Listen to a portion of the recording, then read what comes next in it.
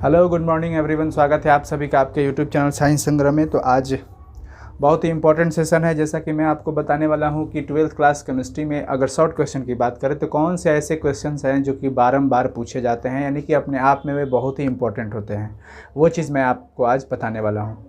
तो मतलब उसको मैं कैटेगराइज कर लिया हूँ, 10-10 करके बताऊँगा। तो आज सिर्फ 10 क्वेश्चन की हम बात करेंगे, जिसमें बहुत ही इंपॉर्टेंट, बहुत ही वेरी इंपॉर्टेंट क्वेश्चन होगा। अगर वो सब क्वेश्चन आप क्लियर कर लेते हो तो शायद बहुत अच्छा मार्क्स आपका हो सकता है। क्योंकि वो क्वेश्चंस बहुत ही हाईलाइटेड क्वेश्चन है, बहुत ही अपने आप में मस्त क्वेश्चन है। सो मैं आपको यहाँ पे क्वेश्चन के साथ साथ एक एक करके आंसर भी बताते चलूँगा। प्लीज़ लास्ट तक वीडियो को देखिएगा, बहुत ही इंपॉर्टेंट सेशन है। अगर आप मेरे चैनल पर नए हो तो प्लीज़ चैनल को सब्सक्राइब कर लेना और बेल आइकन को क्लिक करके ऑल नोटिफिकेशन ऑन कर लेना, ठीक है। चलिए शुरुआत करते हैं वीडियोज़ की। सबसे पहला क्वेश्चन हमारा बनता है, सबसे पहला क्वेश्चन कि शॉर्ट की दोष। मैं क्वेश्चन के साथ साथ आंसर भी आपको एक्सप्लेन करके बताऊंगा।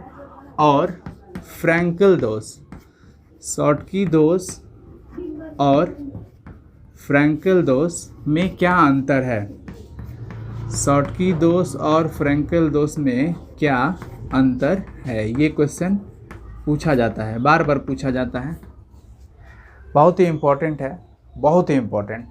तो ये क्वेश्चन जो होता है, ये सॉलिड स्टेट चैप्टर है आपका, ठोस अवस्था केमिस्ट्री, फिजिकल केमिस्ट्री का सबसे पहला चैप्टर। उसके अंदर एक टॉपिक पढ़ना होता है क्रिस्टल डिफेक्ट, यानी कि क्रिस्टल दोष।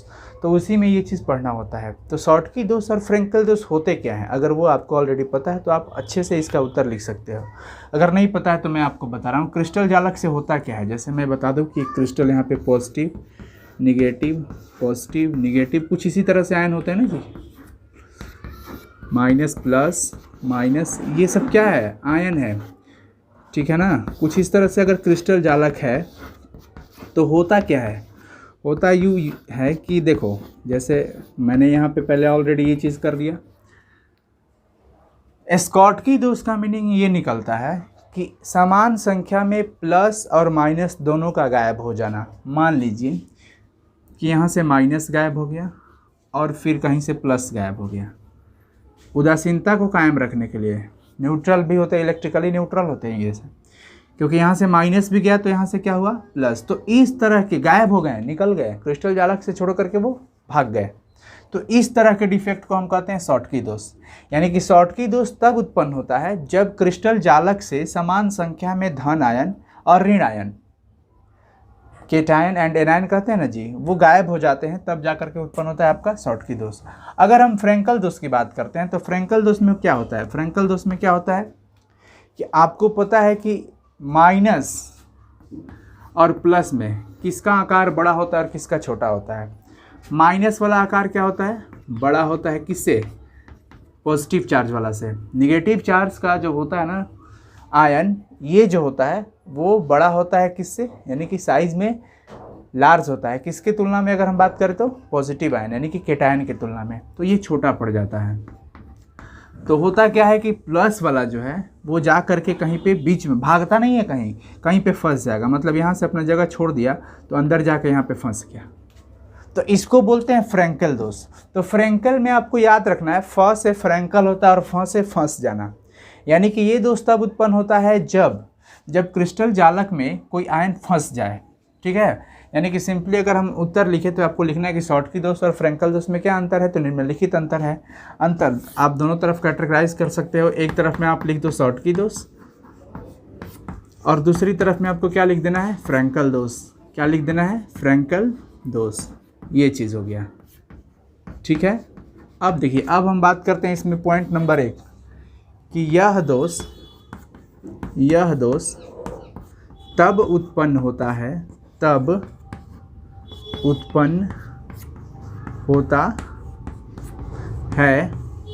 जब क्रिस्टल जालक से, बहुत इंपॉर्टेंट चीज़ है, जब क्रिस्टल जालक से समान संख्या में पॉजिटिव एंड निगेटिव आयन गायब होते हैं। ये चीज़ हुआ। कौन सा? शॉटकी डिफेक्ट की अगर हम बात करते हैं तो। अगर फ्रेंकेल में बात करें तो यह दोष क्या होता है, तब उत्पन्न होता है, लिखेंगे कि यह दोष, जबकि लगा दीजिएगा तो और बेस्ट हो जाएगा, क्योंकि उसे वहाँ से पता चलता है अंतर का। यह दोष तब उत्पन्न होता है, तब उत्पन्न होता है जब क्रिस्टल जालक में धन आयन, पॉजिटिव आयन बाहर न जाकर के क्या होता है, जालक में ही, क्रिस्टल जालक में पॉजिटिव आयन फंस जाता है, मतलब कि वो बाहर नहीं जा पाता है। सिंपल चीज़ हो गया। दूसरा बात ये होता है कि देखो, जब भी मतलब कि यहाँ से कोई भी आयन गायब हो जाएगा तो डेंसिटी कम हो जाता है। यानी कि इस दोष में अगर हम बात करते हैं, पॉइंट नंबर 2 की बात करें तो इस दोष में, किस दोष में, शॉटकी दोष में क्रिस्टल का घनत्व जो होता है वो क्या हो जाता है, कम हो जाता है। क्रिस्टल का घनत्व कम हो जाता है।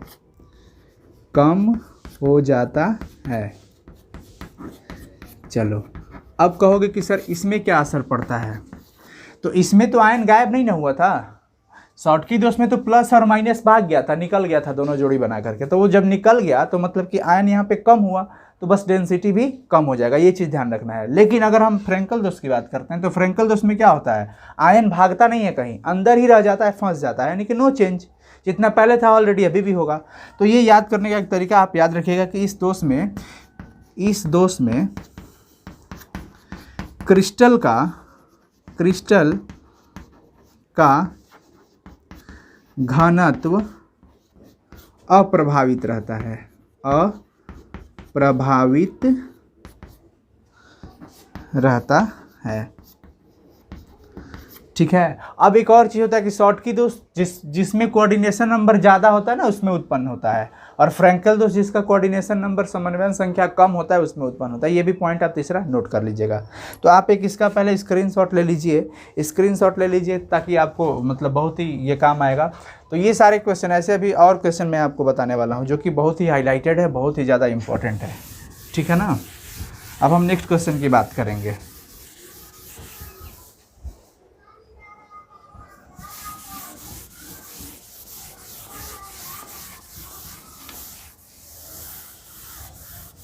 पहला क्वेश्चन हो गया।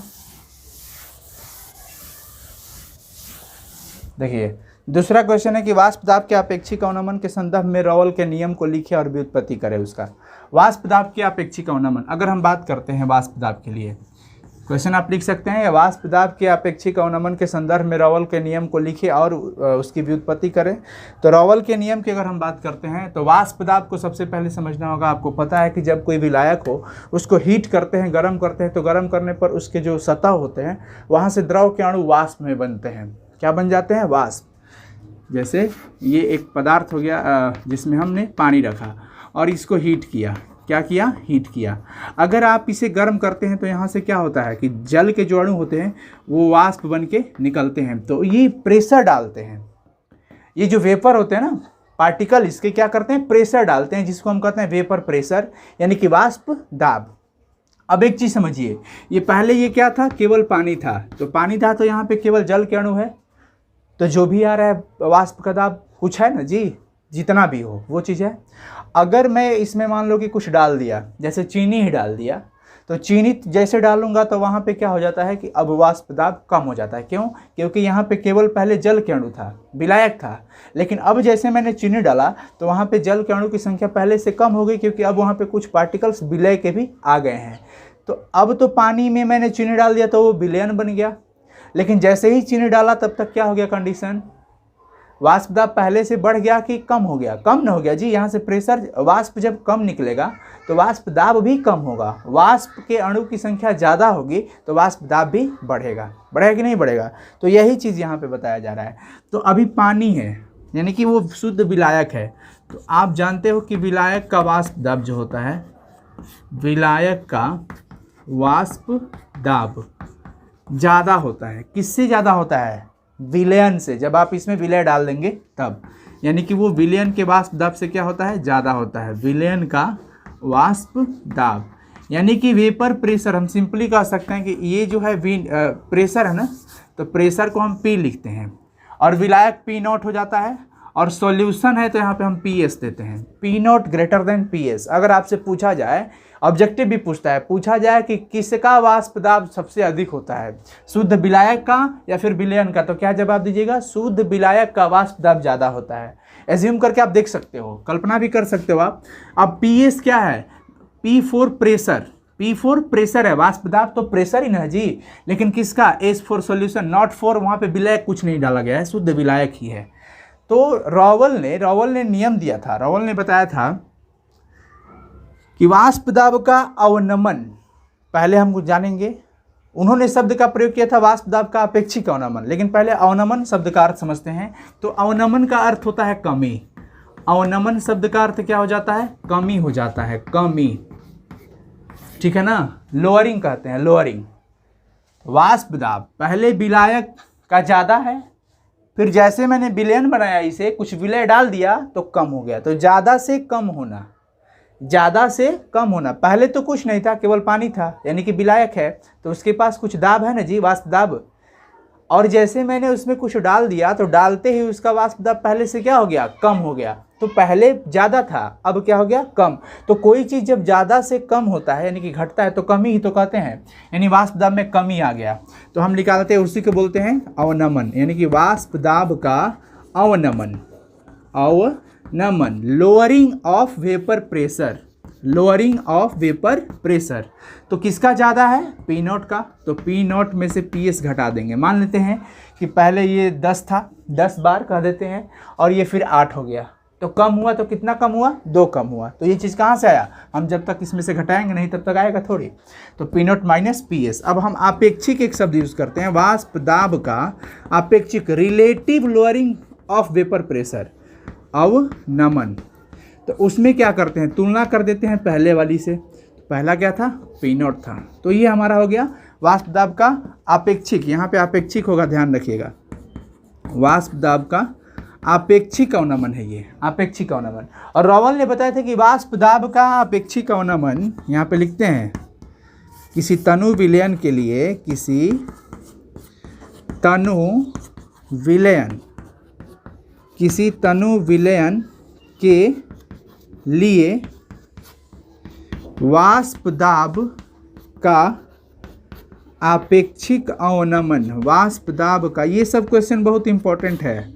अगर आप अभी तक कुछ नहीं पढ़े हैं तो ये सब क्वेश्चन को ध्यान रखिएगा। आपेक्षिक अवनमन, किसी तनु विलयन के लिए वाष्प दाब का आपेक्षिक अवनमन, विलयन में उपस्थित, विलयन में उपस्थित विलय, विलयन में ही तो विलय होता है ना जी, विलय के मोल प्रभाज के बराबर होता है, बराबर होता है। चलिए ये चीज़ मैं आपको बता रहा हूँ, किसी तनु विलयन के लिए वाष्प दाब का अपेक्षिक अवनमन। अब देखिए अपेक्षिक अवनमन तो यही है ना, यानी कि P0 माइनस PS बटा में P0, तो P0 माइनस PS बटा में P0। अपेक्षिक अवनमन, विलयन में उपस्थित विलय के मूल प्रभाज, विलय का मूल प्रभाज ये हो गया n बटा में n+1, मूल प्रभाज तो जानते हो, और इसका बराबर होता है। यही है आपका रॉवल का नियम, यही है। अगर तो क्वेश्चन था कि वाष्प दाब के अपेक्षिक अवनमन के संदर्भ में रॉवल का नियम लिखिए, तो आप क्या लिखिएगा कि किसी तनु विलयन के लिए वाष्प दाब का अपेक्षिक अवनमन जो होता है वो विलयन में उपस्थित विलय के मूल प्रभाज के बराबर होता है। अब इसको आप यहाँ पे नोटेशन में लिख सकते हैं कि अपेक्षिक अवनमन का मतलब P0 minus PS upon P0 बराबर होता है, किसके बराबर होता है, विलय के मूल प्रभाज। तो मूल प्रभाज क्या होता है, पूरा के मतलब टोटल विलयन में जितना मोल विलय का है वो विलय का मूल प्रभाज कहेगा, और टोटल विलयन में, टोटल सॉल्यूशन में जो सॉल्वेंट का है, जो विलय का है, वो विलय का कहलाएगा। समझ में आया? तो यहाँ पे विलय के मूल प्रभाज के बराबर होता है, इसलिए ये चीज़ हो गया। तो ये आपका रहा क्वेश्चन नंबर 2। ये कई बार ये सब क्वेश्चन पूछे जाते हैं, या ये हाईलाइटेड क्वेश्चन है, फोकस रखना चाहिए आपको इस क्वेश्चन पे। चलिए स्क्रीनशॉट लेना चाहते हैं ले सकते हैं जल्दी से, फिर हम नेक्स्ट क्वेश्चन की बात करते हैं। चलिए फटाफट से आप ले लीजिए स्क्रीनशॉट इसका।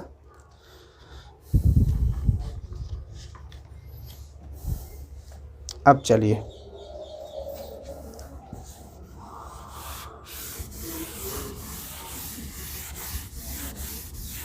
अब हम अगले क्वेश्चन की बात करते हैं। तीसरा नंबर क्वेश्चन है कि वैद्युत अपघटन के संबंध में फैराडे का प्रथम नियम लिखना है। वैद्युत अपघटन के संदर्भ में फैराडे का प्रथम नियम। तो फैराडे ने वैद्युत अपघटन के संदर्भ में, इलेक्ट्रोकेमिस्ट्री का क्वेश्चन है, 2 नियम दिया था। तो प्रथम नियम बहुत ज़्यादा फोकस रहता है, वैसे आप दोनों नियम पढ़ लीजिएगा, बट कई बार ये देखा गया है कि प्रथम नियम ने बोर्ड पूछा है, कई बार पूछा है। किसका नियम? वैद्युत अपघटन के संदर्भ में उससे रिलेटेड फैराडे का नियम। तो फैराडे क्या बताए थे कि वैद्युत अपघटन का जो प्रोसेस होता है, देखिए वैद्युत अपघटन में क्या होता है, एक कैथोड रहता है और एक क्या होता है, एनोड रहता है। कैथोड वाला होता है आपका निगेटिव टर्मिनल और ये होता है आपका पॉजिटिव टर्मिनल। ये दोनों कहाँ होते हैं? एक इलेक्ट्रोलाइट में होते हैं, यानी कि वैद्युत अपघट्य पदार्थ होता है उसी में रहते हैं। वैद्युत अपघट्य इसमें रहते हैं, ठीक है। तो फैराडे ने जब ये सब दिस दैट अपना कनेक्टेड रहते हैं, अपना इलेक्ट्रिसिटी वहाँ से जब सप्लाई होता है तो कैथोड पर कुछ जमा होगा, एनोड पर भी कुछ सब्सटेंस जमा होगा। तो फैराडे ने बताया कि इलेक्ट्रोड पर जमा होने वाला पदार्थ, इलेक्ट्रोड पर जो पदार्थ जमा होता है, उसका द्रव्यमान जो होता है वो कितना समय में कितना इलेक्ट्रिसिटी दिया गया उसके क्या होता है, समानुपाती होता है। सिंपली हम कह सकते हैं कि वैद्युत अपघटन में प्रत्येक इलेक्ट्रोड पर मुक्त होने वाले पदार्थ की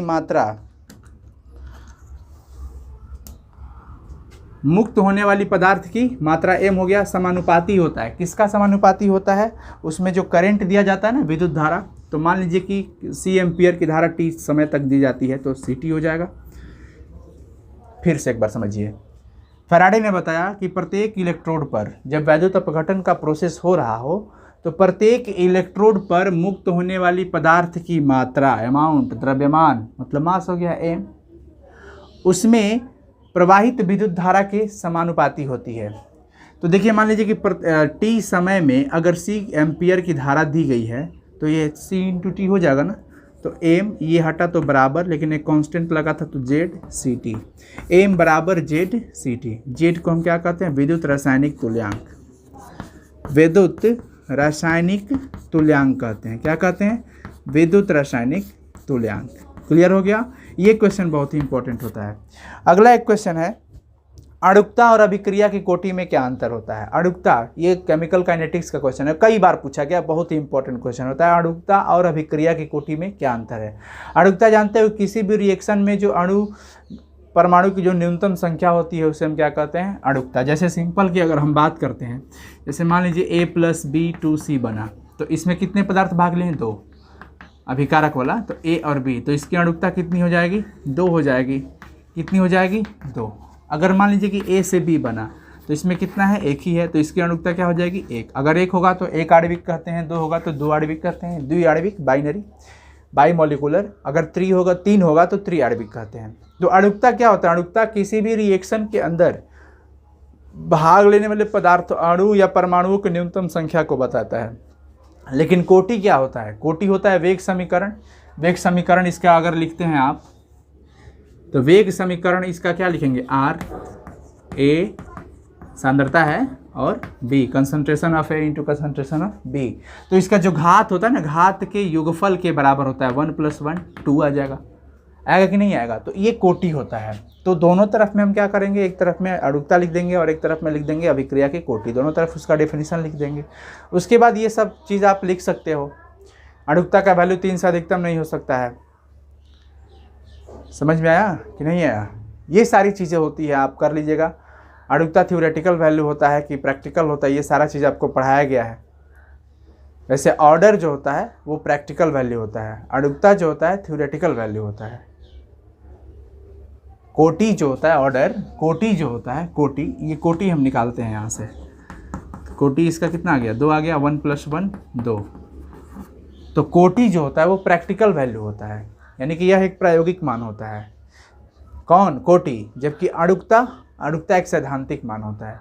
तो ये सारे चीज़ आप लिख सकते हैं। उसके बाद एक क्वेश्चन बनता है कि PCl5 ज्ञात है जबकि NCl5 नहीं। ये भी बड़ी अपने आप में क्वेश्चन इंपॉर्टेंट होता है। PCl5 ज्ञात है यानी कि PCl5 एग्जिस्ट है जबकि NCl5 नहीं, ऐसा क्यों? ये क्वेश्चन बहुत ही इंपॉर्टेंट है, कई बार पूछा गया है ये चीज़। ऐसा क्यों होता है कि NCl5 जबकि सेम ग्रुप से हैं, ये भी ग्रुप 15 से है, ये भी ग्रुप 15 से ही है, 15 में होते हुए ये PCl5 बना लिया जबकि ये नहीं। क्यों? क्योंकि इसके पास रिक्त d ऑर्बिटल होते हैं। हम बताए हैं ना, इसके पास d ऑर्बिटल होते हैं, लेकिन नाइट्रोजन के पास कोई d ऑर्बिटल नहीं होता, इसके पास d ऑर्बिटल नहीं होता। तो हम कहेंगे कि फास्फोरस के पास रिक्त मतलब खाली, एम्प्टी, खाली। PCl5 में हम क्या कहेंगे कि फास्फोरस के पास रिक्त d ऑर्बिटल होते हैं जबकि नाइट्रोजन के पास कोई d ऑर्बिटल नहीं होता है, इसीलिए ये NCl5 नहीं बना पाता है जबकि फास्फोरस PCl5 भी बना लेता है। तो ये भी अपने आप में बड़ी इंपॉर्टेंट, कई बार हाईलाइटेड क्वेश्चन है। एक क्वेश्चन होता है कि H3PO3 एक डाइप्रोटिक अम्ल है, कैसे? H3PO3 एक डाइप्रोटिक अम्ल है, ये पूछा जा रहा है। डाइप्रोटिक का मतलब 2 OH ग्रुप। आप इसका स्ट्रक्चर बना करके देखिए। H3PO3 का अगर आप स्ट्रक्चर बनाते हैं तो क्या आता है?